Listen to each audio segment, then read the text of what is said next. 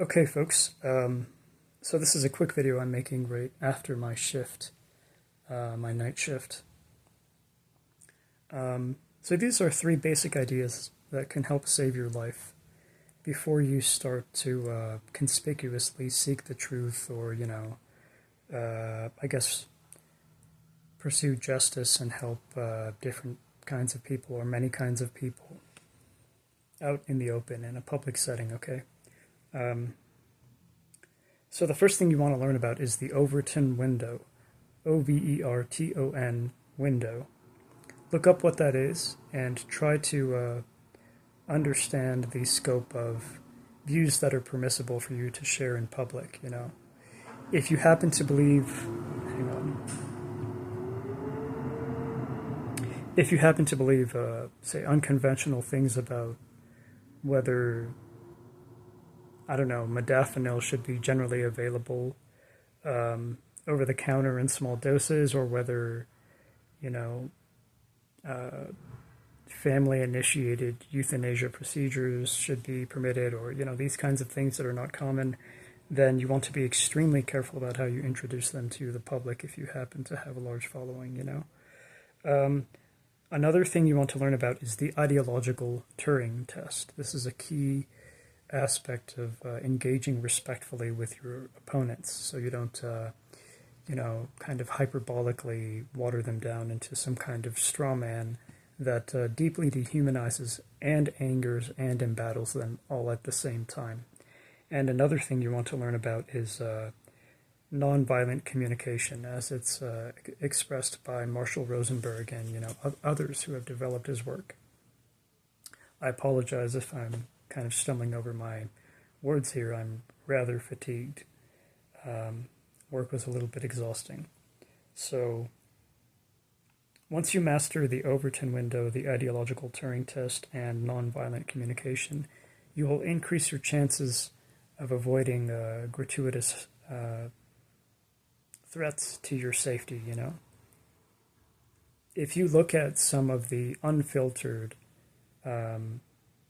communications of someone like Tupac, say, what you have is a lot of passion, a lot of a concern for, justice, certainly a lot of honesty, but I guess his style was a problem, and it's plausible or maybe probable that it upset certain people who had the money and the extreme degree of secrecy needed to take him out.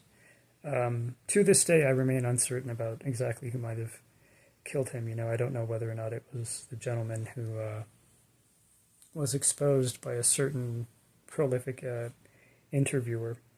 So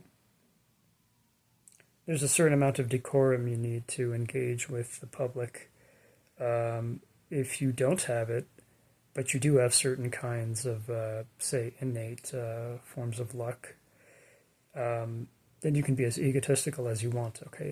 There's a very powerful individual we know who just seems to be running off of fast food and stolen money and incredibly intense egotistical drives. And, nobody really just punches him in the face at any point, so he can just say whatever he wants. I'm not going to name who I'm thinking of. But, in my case, part of the reason I may strike you as rather languid a lot of the time is because I have learned that there are certain modes of expression that I not only cannot indulge in, but that would actually get me in trouble extremely fast from multiple parties. So master these three things, especially if you are maybe poor, maybe you don't look a way that is socially palatable to your intended audience. Maybe you don't really suit the aesthetics. Maybe they would prefer for you to look like what Dolph Lundgren looked like in his prime rather than, what I look like. So, yeah, just master these ideas and understand the sort of constellation of premises and value judgments that encircle them, and you will increase your likelihood of being safe, okay? I can't help but say the following, even though I know that it might be kind of inflammatory. I'm just going to clarify my impulsive impression of this, okay? it can be safer to be overly agreeable than to seem like a rabid dog to people who don't like you in the first place. So please keep that in mind. Stay safe, all right? If you plan all the way to the end from a young age, you don't have to become particularly loud, particularly conflict prone, or particularly ambitious as you grow older, because various sorts of people who you've spoken to in private offline conversations can carry forth the torch of your intended moral legacy in continued and perfect silence. God bless you.